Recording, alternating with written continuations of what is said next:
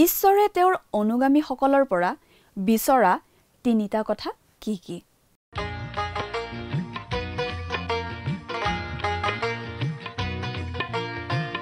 আজিৰে পবিত্ৰ ক্ষণতে উজলি উঠা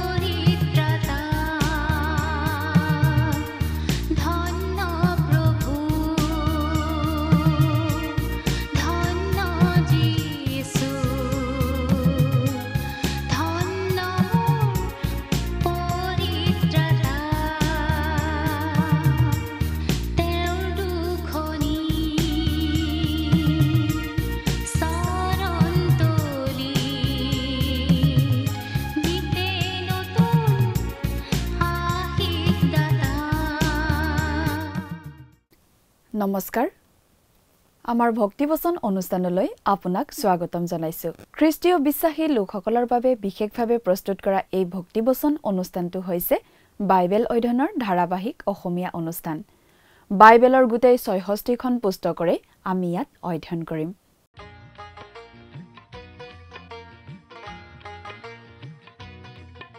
প্ৰিয় দৰ্শক আপুনি যদি আমাৰ আগৰ অনুষ্ঠানটো শুনিছিল তেনেহলে আপোনাৰ নিশ্চয় মনত আছে যে আমি এতিয়া বাইবেলৰ পুৰণি নিয়ম খণ্ডৰ মিখা ভাৱবাদীৰ পুস্তকখনৰ অধ্যয়ন কৰি আছো। যোৱা অনুষ্ঠানত এই মিখা ভাৱবাদীৰ পুস্তকৰ 6 নম্বৰ অধ্যায়ৰ 1 নম্বৰ পদৰ পৰা 5 নম্বৰ পদলৈকে পঢ়ি তাৰ ভিত্তিত আগবঢ়োৱা আলোচনা শুনিবলৈ পালো। আজিৰ অনুষ্ঠানত আমি এই মিখা ভাৱবাদীৰ পুস্তকৰ 6 নম্বৰ অধ্যায়ৰ 6 নম্বৰ পদৰ পৰা 8 নম্বৰ পদলৈকে পঢ়ি তাৰ ভিত্তিত আগবঢ়োৱা আলোচনা শুনিবলৈ পাম। 6 নম্বৰ অধ্যায়ত জগতৰ জাতিসমূহ আৰু বিশেষকৈ ইছৰাইলৰ প্ৰতি মিখাৰ তৃতীয় আৰু অন্তিম বাৰ্তা আৰম্ভ কৰা হৈছে। যদিও 6 নম্বৰ অধ্যায়ত জগতৰ জাতিসমূহ আৰু বিশেষকৈ ইছৰাইলৰ প্ৰতি মিখাৰ তৃতীয় আৰু অন্তিম বাৰ্তা আৰম্ভ কৰা হৈছে। যদিও 6 আৰু 7 অধ্যায়ৰ বাৰ্তা একেটাই, তথাপিও আমি এই শেষৰ দুটা অধ্যায়ক ভাগ কৰি প্ৰতিটো অধ্যায়ৰ পৰা একোটা ডাঙৰ বিভাজন কৰাৰ সুবিধা গ্ৰহণ কৰিব পাৰো। এইটো কেৱল উত্তৰ ৰাজ্য ইছৰাইলৰ বাবেই নহয়, কিন্তু ই সমগ্ৰ বিশ্বৰ বাবেও এটা আহ্বান, ঈশ্বৰৰ বাক্য শুনিবলৈ আহ্বান। মিছৰৰ পৰা ওলাই আহি কনান দেশলৈ গৈ থকা ইছৰাইলক অভিশাপ দিবৰ বাবে মোৱাবৰ ৰজা বালাকে বিলিয়মক ধন দি মাতি আনিছিল। ধন লোভী হলেও বিলিয়মে ঈশ্বৰৰ পৰা বাৰ্তাটো ঠিকেই পাইছিল আৰু বাৰে বাৰে চেষ্টা কৰিও বিলিয়মে ইছৰাইলক হাও দিব নোৱাৰিলে। আচলতে ঈশ্বৰেই তেনে হবলৈ নিদিলে। এতিয়া মিখা ভাৱবাদীৰ যোগেৰে ঈশ্বৰে সেই কথাটো সোঁৱৰাই দি কৈছে যে মই তোমালোকক ৰক্ষা কৰিলো। বিলিয়মে তোমালোকক হাও দিবলৈ চেষ্টা কৰাৰ সময়তো মই তোমালোকক ৰক্ষা কৰিছিলো। বিলিয়মে ইছৰাইলক অভিশাপ দিব নোৱাৰিলে, কিন্তু তেওঁ বালাকক ভয়ংকৰ পৰামৰ্শ দিলে। তেওঁ তেওঁলোকক ইছৰাইলৰ লগত মিলি পৰিবলৈ দিলে, তেওঁলোকৰ লগত বিবাহ হবলৈ ক'লে। ঠিক সেইটোৱেই হৈছিল আৰু সেইটোৱেই ইছৰাইলৰ লোকসকলৰ মাজত আন ধৰণৰ সেৱা উপাসনাৰ প্ৰৱৰ্তন কৰিছিল। মানুহবিলাকৰ মনত প্ৰশ্নৰ উদয় হৈছিল, মই কিহৰ যোগেৰে ঈশ্বৰ জিহুৱাৰ আগলৈ আহিম আৰু সৰ্বোপৰি ঈশ্বৰৰ আগত প্ৰণাম কৰিব পাৰিম? মানুহবোৰে ভাবিছিল, ঈশ্বৰ কিয় অসন্তুষ্ট? তেওঁ আমাৰ ওপৰত কিয় অসন্তুষ্ট? আমি আচাৰ অনুষ্ঠান আৰু আমাৰ ধৰ্মৰ সকলো আচাৰ ব্যৱহাৰৰ মাজেৰে পাৰ হৈ গৈ আছো। আমি এটা বাহ্যিক ৰূপৰ মাজেৰে গৈ আছো আৰু সেই ৰূপটো তেওঁৱে আমাক দিছিল পালন কৰি থাকিবলৈ। কিন্তু ঈশ্বৰে তেওঁলোকক নিজৰ লগত এটা সম্পৰ্কও দিছিল, যিটো তেওঁলোকে হেৰুৱাই পেলাইছিল। ঈশ্বৰৰ লগত থাকিব লগা সম্পৰ্ক তেওঁলোকে হেৰুৱাই পেলাইছিল। প্ৰিয় দৰ্শক, কথাবোৰ অধিক বহলাই চাবলৈ আহকচোন এতিয়া আমি মূল আলোচনাটোৰ মাজলৈ আগুৱাই যাওঁ। আমাৰ পৰম পবিত্ৰ প্ৰভু যীশুখ্ৰীষ্টৰ নামত নমস্কাৰ প্ৰিয় শ্ৰোতা। আশা কৰোঁ মহান পিতা পৰমেশ্বৰৰ মহান অনুগ্ৰহত আপুনি ভালে কুশলে আছে। যোৱা অনুষ্ঠানত আমি এই মিখা পুস্তকখনৰ 6 নম্বৰ অধ্যায়ৰ 1 নম্বৰ পদৰ পৰা 5 নম্বৰ পদলৈকে আলোচনা আগবঢ়াইছিলোঁ, নহয়নে বাৰু? গতিকে আজিৰ অনুষ্ঠানত আমি এই মিখা পুস্তকখনৰ 6 নম্বৰ অধ্যায়ৰ 6 নম্বৰ পদৰ পৰা আমাৰ আলোচনা আৰম্ভ কৰিব খুজিছোঁ। প্ৰিয় শ্ৰোতা, মিখা ভাৱবাদীৰ পুস্তকৰ প্ৰতিটো অধ্যায়তে আমি একোটা মনোমোহা অভিনৱ শাস্ত্ৰাংশ পাইছোঁ।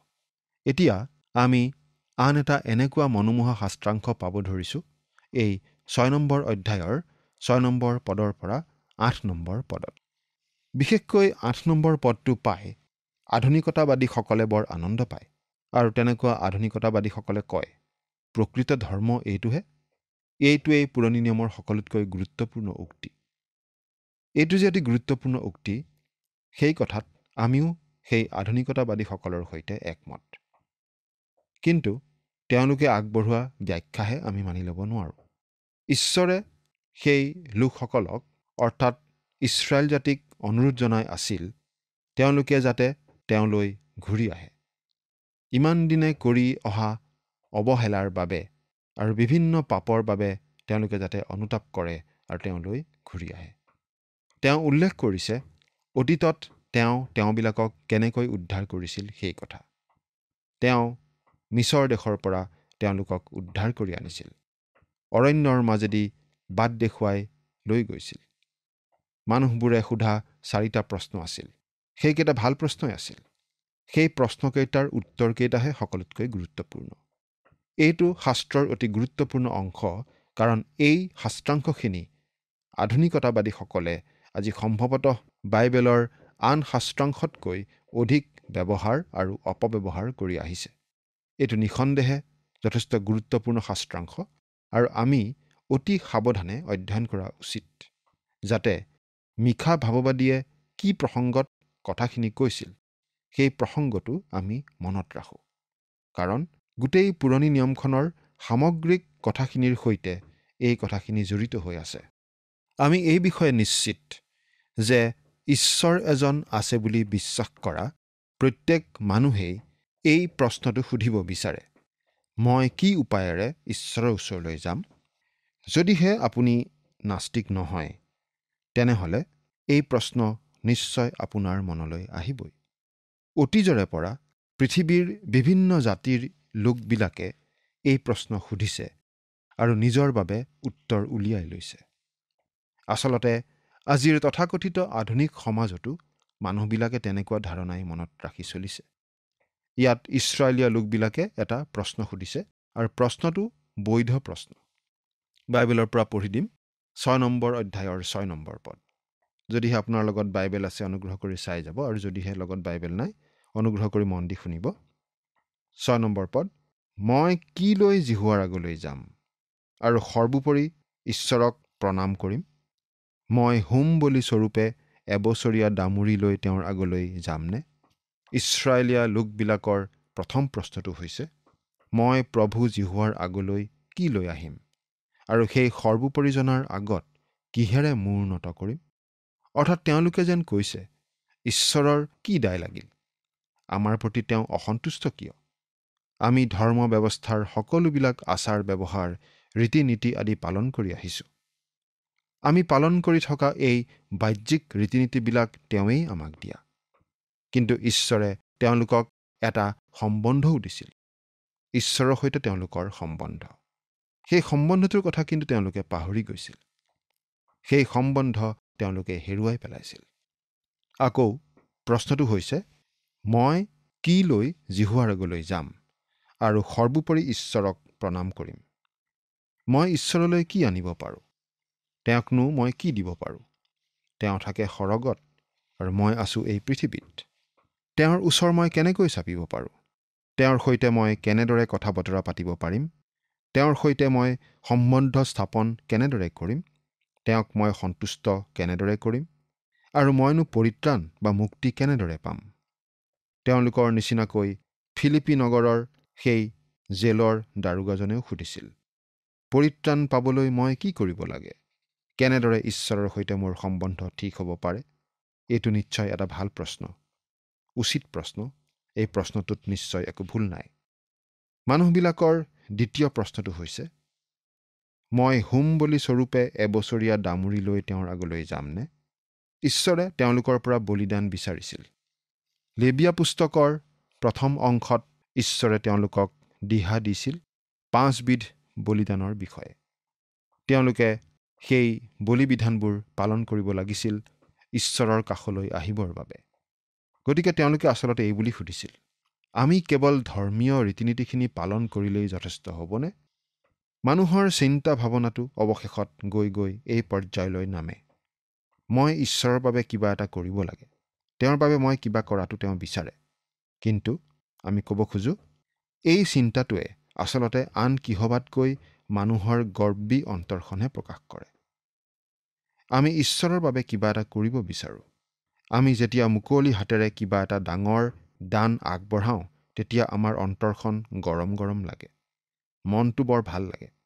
প্ৰকৃততে পৰিত্ৰাণ নোপোৱা মানুহজনে কয়, মইতো গীৰ্জালৈ যাওঁ, মই আচলতে মণ্ডলীৰো সভ্য, মই মণ্ডলীলৈ মুক্ত হস্তে দান আগবঢ়াওঁ, মোক যেতিয়া কিবা দায়িত্ব দিয়া হয় মই ভালদৰে পালন কৰোঁ, মই ভদ্ৰ মানুহ, মই মানুহৰ বিৰুদ্ধে কাম কৰি নুফুৰোঁ, মোক ভাল মানুহ বুলিয়েই মানুহে কয়, মোক সকলো মানুহেই ভাল পায়। ঈশ্বৰেনো আৰু মোৰ পৰা কি বিচাৰে? মই আৰু কিবা বেলেগ কৰিব লাগিব নেকি? মই কিবা কৰা উচিত যেন মোৰ ভাৱ হয়, কিবা যেন মই আৰু কৰিব লাগে এনেকুৱা ভাৱ হয়। বহুতো মানুহে এনেদৰেই ভাবি থাকে। মানুহে আচলতে গোটেই কথাটো ওলোটা কৰি পেলায়। আমি সুধোঁ, পৰিত্ৰাণ পাবলৈ আমি কি কৰিব লাগে? মানুহবিলাকে আহি প্ৰভু যীশুক সুধিছিল, ঈশ্বৰৰ মনোনীত কৰ্ম কি? বাইবেলৰ পৰা পঢ়ি দিম যোহনে লিখা শুভবাৰ্তা 6 নম্বৰ অধ্যায়ৰ 28 আৰু 29 পদ। তাতে তেওঁবিলাকে তেওঁক সুধিলে, ঈশ্বৰৰ মনোনীত কৰ্ম কৰিবলৈ আমি কি কৰিব লাগে? যীশুৱে উত্তৰ দি তেওঁবিলাকক ক'লে, ঈশ্বৰে যিজনক পঠালে তেওঁত বিশ্বাস কৰাই ঈশ্বৰৰ মনোনীত কৰ্ম। তেওঁ আমাক কৈ আছে, প্ৰভু যীশুখ্ৰীষ্টত বিশ্বাস কৰা, তেহে তুমি পৰিত্ৰাণ পাবা। পাচনি কৰ্ম 16 নম্বৰ অধ্যায়ৰ 31 নম্বৰ পদ। ঈশ্বৰে আমাক একমাত্ৰ এই কামটোৱেই কৰিবলৈ কৈছে, বিশ্বাস কৰা। বিশ্বাস কৰা কামটো কৰ্মৰ ঠিক ওলোটা। আমাক পৰিত্ৰাণ দিয়া বিশ্বাসৰ ফলত কৰ্মৰ উৎপত্তি হয়। কিন্তু আমি কৰ্মৰ যোগেদি পৰিত্ৰাণ নাপাওঁ। পৰিত্ৰাণৰ সৈতে আমাৰ কৰ্মৰ কোনো সম্বন্ধ নাই। এইটো আছিল ইছৰাইলীয়া লোকবিলাকৰ দ্বিতীয়টো প্ৰশ্ন আৰু মানুহৰো এটা স্বাভাৱিক প্ৰশ্ন। এতিয়া মানুহবিলাকে তৃতীয়টো প্ৰশ্ন সুধিছে। 7 নম্বৰ পদ। হাজাৰ হাজাৰ ভেড়া বা অযুত অযুত তেলৰ সূতাত জিহুৱা সন্তুষ্ট হ'বনে? মোৰ অপৰাধৰ নিমিত্তে মোৰ প্ৰথমে জন্মা পুত্ৰক মোৰ পাপৰ কাৰণে মোৰ ঔৰসৰ ফল দান কৰিমনে? হাজাৰ হাজাৰ ভেড়া বা অযুত অযুত তেলৰ সূতাত জিহুৱা সন্তুষ্ট হ'বনে? যথেষ্ট দানশীলতা ইয়াত প্ৰকাশ কৰা হৈছে। অৰ্থাৎ তেওঁলোকে সুধিছে, আমি বাৰু ঈশ্বৰৰ কাৰণে যথেষ্ট কৰা নাই নেকি? তেওঁক সন্তুষ্ট কৰিবলৈ আমি আৰু অধিক কিবা কৰিব লাগিব নেকি? একেটা প্ৰশ্ন আজিও মানুহে সোধে। এবাৰ এজন মানুহে এনেদৰে কৈছিল, মোৰ ধৰ্ম কি জানেনে? দানশীলতা। প্ৰত্যেক বৰদিনৰ সময়ত মই মোৰ কৰ্মচাৰীসকলক বোনাছ দিওঁ আৰু বিভিন্ন বিষয়ৰ কাৰণে মই দান আগবঢ়াওঁ। মই মোৰ গীৰ্জালৈও দান দিওঁ। ঈশ্বৰেনো মোৰ পৰা আৰু কি অধিক বিচাৰিব? অৰ্থাৎ মই যিমান পাৰোঁ বেছিকৈয়ে কৰোঁ। ঈশ্বৰৰ কাৰণে প্ৰচুৰ খৰচ কৰোঁ। তেওঁনো মোৰ পৰা আৰু কি বিচাৰে? এইটোৱেই প্ৰশ্ন। আমি যি কৰোঁ তাকেই অতি দানশীল মনোভাৱেৰে কৰিব লাগে। আৰু সেইটোৱে কেৱল আমাৰ কৰণীয় কাম নে? আমাৰ বাৰু সেইটোৱেই সমস্যা নে? মই যি কৰিছোঁ সেইটো যথেষ্ট হোৱা নাইনে? বহুতো লোকে কথাটো এনেদৰেও কয়, হয়তো মই যথেষ্ট কৰা নাই। ঈশ্বৰৰ সৈতে মোৰ সম্বন্ধ ঠিক নাই যেন মোৰ লাগে। মই যথেষ্ট কৰিব পৰা নাই যেন লাগে। এইদৰে ভবা মানুহবোৰো নিষ্ঠাৱান মানুহ। তেওঁলোক মণ্ডলীৰ সভ্য হ'লেও প্ৰকৃততে পৰিত্ৰাণ পোৱা লোক নহয় আৰু যি কৰি আছে তাতকৈ আৰু অধিক কৰি ঈশ্বৰক সন্তুষ্ট কৰিবলৈ চেষ্টা কৰি থাকে। বহুতে আকৌ ঈশ্বৰলৈ বহুতো কিবাকিবি কৰি থকা বুলি আত্মসন্তুষ্টিও লভি থাকে। ইছৰাইলীয়া লোকসকলে সোধা চতুৰ্থ প্ৰশ্নটো একেবাৰে চৰম সীমালৈ যোৱা প্ৰশ্ন। মোৰ অপৰাধৰ নিমিত্তে মোৰ প্ৰথমে জন্মা পুত্ৰক মোৰ পাপৰ কাৰণে মোৰ ঔৰসৰ ফল দান কৰিমনে? এই প্ৰশ্নটো সেই মানুহবোৰৰ কাৰণে অৰ্থপূৰ্ণ আছিল, কাৰণ তেওঁলোকৰ চাৰিওপিনে থকা বৰ্বৰ লোকবিলাকে মোলেক আৰু বাল দেৱতাৰ পূজা কৰি নৰবলি আগবঢ়াইছিল। মাজে মাজে ইছৰাইলীয়বোৰো সেই পথে গৈছিল। দক্ষিণ ৰাজ্য অৰ্থাৎ জিহুদা ৰাজ্যৰ দুজন অতি ঈশ্বৰ বিশ্বাসহীন ৰজাই নৰবলি দিয়া কামত জড়িত হৈছিল, আহজ আৰু মনচি। এই মন্দ ৰজা দুজনে নিজৰ সন্তানকেই নৈবেদ্য স্বৰূপে আগবঢ়াইছিল। কিন্তু ঈশ্বৰে জানো সেইবোৰ বিচাৰে? ঈশ্বৰে তেওঁলোকক কেতিয়াও সন্তান বলি দিবলৈ কোৱা নাছিল। তেওঁলোকৰ গৰু ভেড়া আদি সকলোৰে প্ৰথমে জন্মা আৰু প্ৰথম সন্তানক ঈশ্বৰৰ প্ৰতি উচৰ্গা কৰিব লাগিছিল, কিন্তু নৰবলি দিয়াৰ কথা ঈশ্বৰে কেতিয়াও কোৱা নাছিল। উদাহৰণস্বৰূপে বহু শাস্ত্ৰাংশ আছে যদিও আমি মাত্ৰ দুটামানহে চাম। গণনা পুস্তক 18 নম্বৰ অধ্যায়ৰ 15 নম্বৰ পদ। মানুহ হওক বা পশু হওক, সকলো প্ৰাণীৰ মাজত গৰ্ভভেদ কৰি প্ৰথমে ওলোৱা যিবোৰক তেওঁবিলাকে জিহুৱাৰ অৰ্থে আগ কৰিব, সেই সকলো তোমাৰেই হ'ব। কিন্তু মানুহৰ প্ৰথমে জন্মাক তুমি অৱশ্যে মোকলাই দিবা, আৰু অসুচী পশুৰ প্ৰথমে জগাকো তুমি মোকলাই দিবা। প্ৰথমে জন্মা মতা শিশুটো ঈশ্বৰে দাবী কৰিছিল, কিন্তু সেই প্ৰথমে জন্মা সন্তানৰ মুক্তিধন হিচাপে ৰূপ দিব লাগিছিল। অৰ্থাৎ ঈশ্বৰে নৰবলি গ্ৰহণ নকৰে, তেওঁ অসুচী জন্তুৰ বলিও গ্ৰহণ নকৰে। এইটো মন কৰিবলগীয়া কথা। মানুহ আচলতে অসুচী। সেইকাৰণে সন্তান জন্ম দিয়াৰ পাছতে মহিলাগৰাকীকো অসুচী বুলি গণ্য কৰা হৈছিল, কাৰণ তেওঁ এই পৃথিৱীলৈ এটি অসুচী শিশু আনিলে। দাউদে এই বুলি কৈছিল, গীতমালা 51 নম্বৰ গীতৰ 5 নম্বৰ পদ, চোৱা, অধৰ্মতে মোৰ জন্ম হ'ল, মোৰ মাতৃয়ে মোক পাপতে গৰ্ভধাৰণ কৰিলে। সেইবাবেই কেঁচুৱাটো মন্দিৰলৈ নি ধন দি মোকোলাব লাগিছিল। তেনেদৰে মুক্তি ধন দি মোকোলোৱা শিশুহে ঈশ্বৰে গ্ৰহণ আৰু ব্যৱহাৰ কৰে। আমাৰ সন্তানবোৰকো আমি গীৰ্জাঘৰত উচৰ্গা কৰোঁ প্ৰাৰ্থনাৰে, কিন্তু মুক্তিদাতা প্ৰভু যীশুৰ তেজেৰে মুক্তিধন দি মুক্তিলাভ কৰাৰ পাছতহে ঈশ্বৰে আমাৰ সন্তানবোৰক ব্যৱহাৰ কৰিব পাৰে। যাত্ৰা পুস্তক 13 নম্বৰ অধ্যায়ৰ 2 নম্বৰ পদত আমি এই বুলি পঢ়িবলৈ পাওঁ, ইছৰাইলৰ সন্তানবিলাকৰ মানুহৰেই হওক বা পশুৰেই হওক গৰ্ভভেদ কৰি ওলোৱা সকলো প্ৰথম গৰ্ভফল মোৰ উদ্দেশ্যে পবিত্ৰ কৰা, সি মোৰেই। কিন্তু লেবিয়া পুস্তকৰ 18 নম্বৰ অধ্যায়ৰ 21 নম্বৰ পদত আমি এই বুলি পঢ়িবলৈ পাওঁ, আৰু তোমাৰ সন্তানৰ কাকো মূলক দেৱতাৰ উদ্দেশ্যে অগ্নিৰ মাজেদি গমন কৰাই তোমাৰ ঈশ্বৰৰ নাম অপবিত্ৰ নকৰিবা, মই জিহুৱা। অৰ্থাৎ ঈশ্বৰে কৈছে, নৰবলি নিদিবা, তোমাৰ সন্তান মোলৈ বলি নিদিবা। তেনে কৰিলে মোৰ বিৰুদ্ধে অপৰাধ কৰা হ'ব। আমি আমাৰ সন্তানসকলক প্ৰভুলৈ কেনেভাৱে আগবঢ়াব লাগে? তেওঁলোকে যাতে প্ৰভু যীশুত বিশ্বাস স্থাপন কৰি পৰিত্ৰাণ গ্ৰহণ কৰে তাৰ বাবে প্ৰাৰ্থনা জনাব লাগে, আৰু তাৰ পাছত ঈশ্বৰে যেনেদৰে বিচাৰে তেওঁলোকক ব্যৱহাৰ কৰক বুলি আমি প্ৰাৰ্থনা জনাব লাগে। কিন্তু প্ৰভু যীশুক গ্ৰহণ নকৰোঁতেই কাকো আমি জোৰকৈ প্ৰভুৰ পৰিচৰ্যাত ব্যৱহাৰ কৰিব নোৱাৰোঁ। এতিয়া 8 নম্বৰ পদটো পঢ়ি দিছোঁ। হে মনুষ্য, যি ভাল তাক তেওঁ তোমাক দেখুৱালে, আৰু ন্যায় কাৰ্য কৰাৰ, দয়া, ভাল পোৱাৰ আৰু নম্ৰভাৱে নিজ ঈশ্বৰে সৈতে চলাৰ বাহিৰে জিহুৱাই তোমাৰ পৰা আৰু কি বিচাৰে? এই পদটো পঢ়ি বহুতে ভাবে যে কৰ্মই ধৰ্ম, কৰ্মৰ যোগেদি আমি পৰিত্ৰাণ লাভ কৰিব পাৰোঁ। কিন্তু ইয়াত আচলতে মিখাই উত্তৰ ইছৰাইল ৰাজ্যৰ লোকবিলাকৰ প্ৰশ্নৰহে উত্তৰ দিছিল। তেওঁলোক অন্ধকাৰত আছিল আৰু ঈশ্বৰৰ বাক্যৰ শিক্ষা লাভ কৰা নাছিল। ঈশ্বৰৰ ওচৰলৈ কেনেদৰে অহা উচিত সেইটো তেওঁলোকে জানিব বিচাৰিছিল।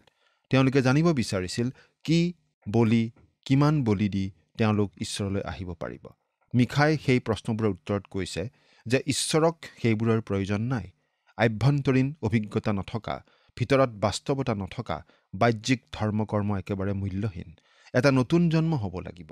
ব্যক্তিজনে এটা নতুন জন্ম, নতুন স্বভাৱ পাব লাগিব। বাহ্যিকতা প্ৰয়োজনীয় নহয়। ঈশ্বৰে তাৰ পৰা আৰম্ভ নকৰে। ঈশ্বৰে কিহত আনন্দ পায়, মানুহৰ পৰা তেওঁ কি বিচাৰে, যদি আপুনি জানিব বিচাৰে, এই পদটোৱে আপোনাক ক'ব। এই পদটো আমি সাৱধানে চোৱা উচিত।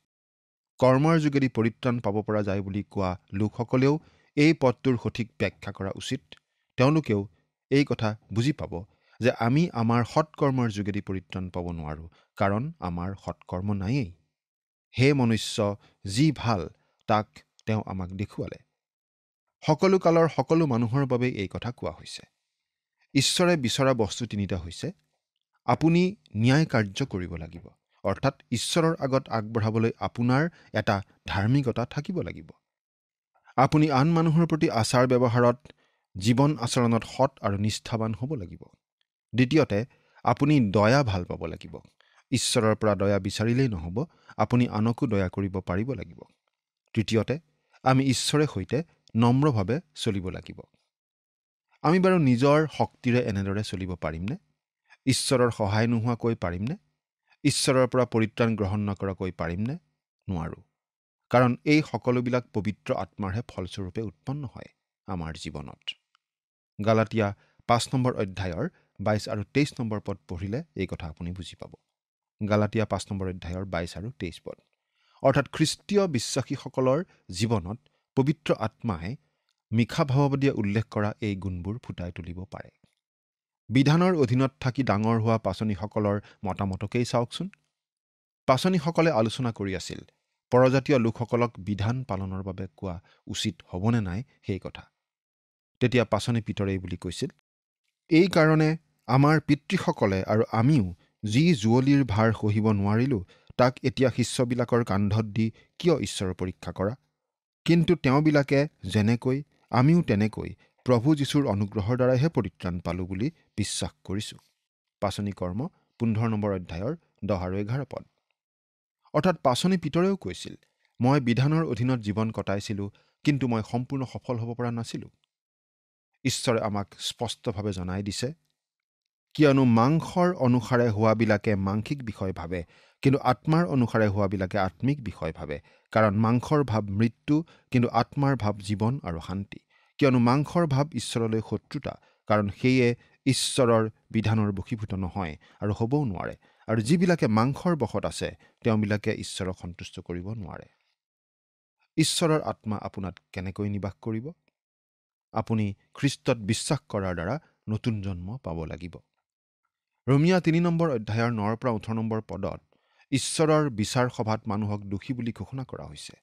তাৰ পাছত ঈশ্বৰৰ ক্লিনিকত নি মানুহক বেমাৰী বুলি দেখুওৱা হৈছে। পাপ বেমাৰেৰে বেমাৰী। গতিকে কোনো মানুহে ঈশ্বৰৰ আগত একো আগবঢ়াব নোৱাৰে। ঈশ্বৰে মানুহৰ পৰা ধাৰ্মিকতা বিচাৰে, কিন্তু ধাৰ্মিক এজনো নাই, কোনো নাই। মানুহৰ এয়ে অৱস্থা। মানুহে ঈশ্বৰলৈ একো আগবঢ়াব নোৱাৰে। আগবঢ়াবলৈ মানুহৰ একো ধাৰ্মিকতা নাই। কিন্তু যীশুখ্ৰীষ্টৰ ধাৰ্মিকতাই আমাৰ ধাৰ্মিকতা হয়, যেতিয়া আমি তেওঁক গ্ৰহণ কৰি সেই ধাৰ্মিকতা আমি পাওঁ। প্ৰিয় শ্ৰোতা, মানুহে নিজৰ চেষ্টাৰে নিজৰ ধাৰ্মিকতাৰে কেতিয়াও ঈশ্বৰৰ দৃষ্টিত গ্ৰহণীয় হ'ব নোৱাৰে।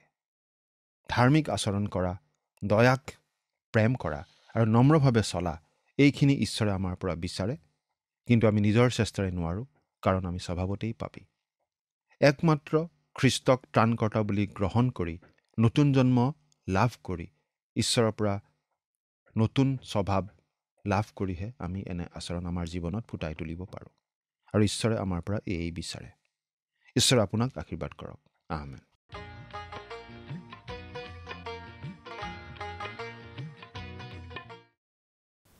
ঈশ্বৰে এই তিনিটা কথা তেওঁৰ লোকসমূহৰ পৰা বিচাৰে। প্ৰথমটো, তেওঁৰ বিশ্বাসীজনে ন্যায্য কাম কৰিব লাগে, অৰ্থাৎ ঈশ্বৰৰ আগত উপস্থাপন কৰিবলৈ আমাৰ এটা ধাৰ্মিকতা থাকিব লাগিব। আমি এজন ধাৰ্মিক ব্যক্তি হ'ব লাগিব। আমাৰ সতীৰ্থ মানুহৰ লগত আমাৰ আচাৰ ব্যৱহাৰত আমি ন্যায়পৰায়ণ হ'ব লাগে। আমি সৎ আৰু সত্য হ'ব লাগে। দ্বিতীয়তে, আমি দয়া আৰু প্ৰেম কৰা লোক হ'ব লাগিব। আমি কেৱল ঈশ্বৰৰ দয়াক প্ৰেম কৰাই নহয়, আনৰ লগত নিজৰ ব্যৱহাৰ ক্ষেত্ৰতো আমি দয়ালু হ'ব লাগে। আৰু তৃতীয়তে, আমি আমাৰ ঈশ্বৰৰ লগত নম্ৰভাৱে চলিব লাগে। এই কথাটো ইছৰাইল জাতিৰ পৰা ঈশ্বৰে বিচাৰিছিল, কিন্তু তেওঁলোক ব্যৰ্থ হৈছিল। তেওঁলোকে অনবৰতে পাপ আচৰণহে কৰি চলিছিল বাবেই ঈশ্বৰে তেওঁলোকক দণ্ড দিবলৈ উদ্যত হৈছিল। প্ৰিয় দৰ্শক, আজিলৈ আমাৰ অনুষ্ঠানটো ইমানতে সামৰণি মাৰিব খুজিছোঁ। পৰৱৰ্তী অনুষ্ঠানত আপোনালোকক পুনৰ লগ পোৱাৰ আশা ৰাখিছোঁ। সামৰণি মৰাৰ আগতে আহকচোন খন্তেক প্ৰাৰ্থনাত মূৰ দুৱাওঁ। স্বৰ্গত থকা অতি মৰমীয়াল দয়ালু পিতৃ ঈশ্বৰ, প্ৰভু তোমাক ধন্যবাদ দিছোঁ। তুমি গৌৰৱ, তুমি প্ৰশংসা মৰ্যাদা পোৱা যোগ্য পিতৃ ঈশ্বৰ জিহুৱা হয়। আৰু সঁচাকৈ পিতৃ, যি তোমাৰ পবিত্ৰ বাক্য আমি এই সময়তে সকলোৱে অধ্যয়ন কৰিলোঁ, প্ৰভু তোমাৰ বাক্যত কোৱাৰ দৰে প্ৰত্যেক তোমাৰ সন্তানসকলে যাতে এই বাক্যক পালন কৰি নিজৰ জীৱনত যাতে তাক ব্যৱহাৰ কৰি চলিব পাৰিব, তেনে আশীৰ্বাদ প্ৰভু তেওঁলোকৰ জীৱনত তুমি দান কৰিবা। আৰু বিশেষকৈ পিতৃ প্ৰাৰ্থনা কৰিছোঁ, তেওঁলোকৰ জীৱনত বা পৰিয়ালত যিবিলাক প্ৰয়োজনবিলাক আছে সকলো প্ৰভু তুমি পূৰণ কৰিবা। এই সকলো যাচনা মহান ত্ৰাণকৰ্তা প্ৰভু যীশুখ্ৰীষ্টৰ নামত অৰ্পণ কৰিছোঁ। আমেন। প্ৰিয় দৰ্শক, যোৱা অনুষ্ঠানৰ প্ৰশ্নটোৰ শুদ্ধ উত্তৰটো হৈছে অপশ্যন বি, মিৰিয়ম। আজিৰ অনুষ্ঠানৰ ওপৰত আধাৰিত প্ৰশ্নটো হৈছে, আহজ আৰু মনচি কোনখন ৰাজ্যৰ ৰজা আছিল? অপশ্যন এ, কনান, অপশ্যন বি, বাবিল, অপশ্যন চি, ইছৰাইল, অপশ্যন ডি, জিহুদা।